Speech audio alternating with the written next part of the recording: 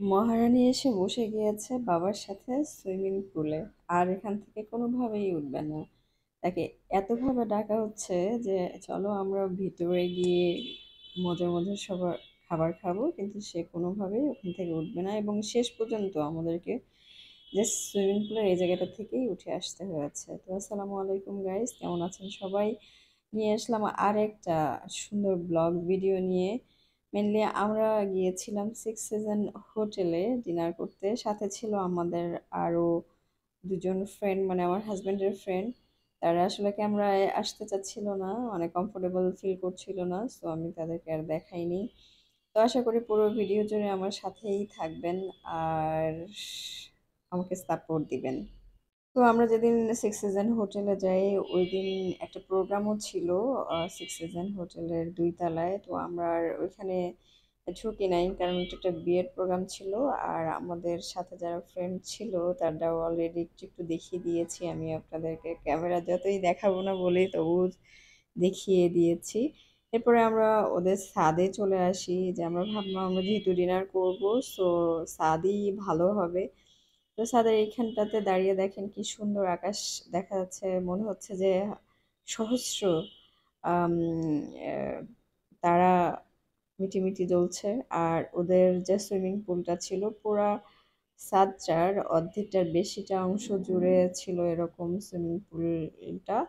আর এখানটাতে রাতের বেলায় ভালো লেগেছে, এজন্য আমার মেয়ের খুব ভালো লাগছিল।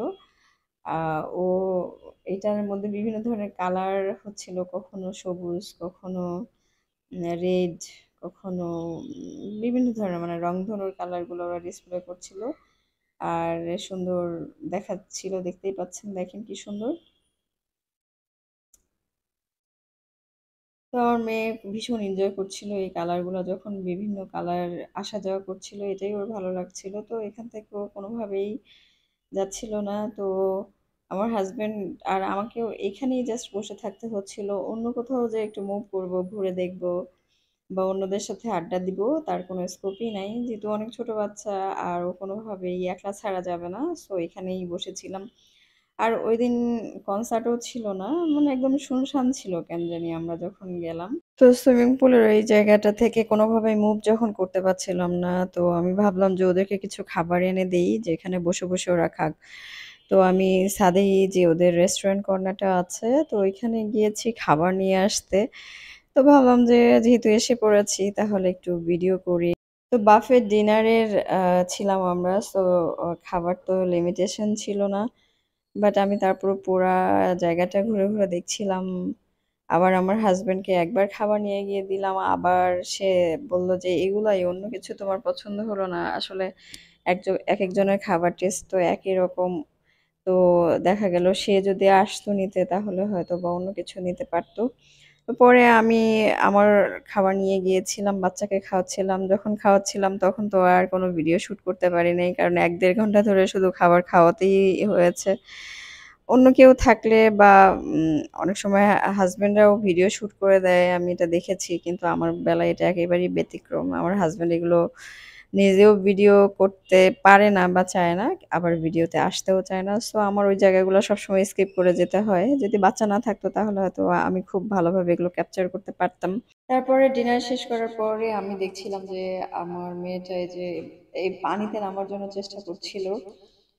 ওই এটাতে নাকি নামবে, গোসল করবে, কিন্তু এটা কোনোভাবেই সম্ভব না, কারণ রাত তখন অনেক হয়ে গিয়েছিল, প্রায় 11:30-12টার মতো। তারপরেও সে হাত দিয়ে ছুঁয়ে ছুঁয়ে অনেকক্ষণ ধরে দেখছিল, মানে আমাদের পুরো ট্রিপটা জাস্ট সুইমিং পুলের এখান থেকেই শেষ হয়ে গেল। এরপর নাওয়ার আর তার ফাদার হাফ অ্যান আওয়ারের মতো জিম করেছিল। তো এই ছিল আজকের ভিডিও। আশা করি ভিডিও খুব ভালো লেগেছে। যারা ফেসবুক থেকে দেখছেন তারা অবশ্যই লাইক কমেন্ট শেয়ার করুন, ফলো দিয়ে পাশে থাকুন। আর যারা ইউটিউব থেকে দেখছেন তারা অবশ্যই সাবস্ক্রাইব করুন। তো ওরা যখন জিম করছিল তখন আমার তো কিছু করার ছিল না, তো আমি চারপাশে আয়না দেখে নিজেকে খুঁটিয়ে খুঁটিয়ে দেখছিলাম যে আমাকে দেখতে কেমন লাগছে। Tata, bye bye.